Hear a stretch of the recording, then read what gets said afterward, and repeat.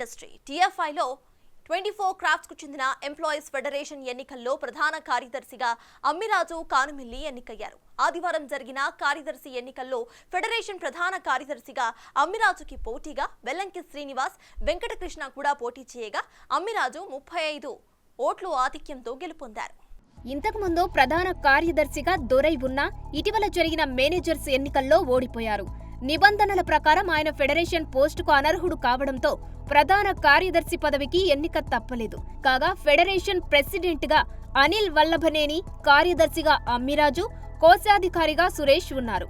ఈ సందర్భంగా ప్రెసిడెంట్ అనిల్ మాట్లాడుతూ 24 శాఖలకు చెందిన ఫెడరేషన్లో ప్రధాన కార్యదర్శి ఎన్నిక అనివార్యమైంది.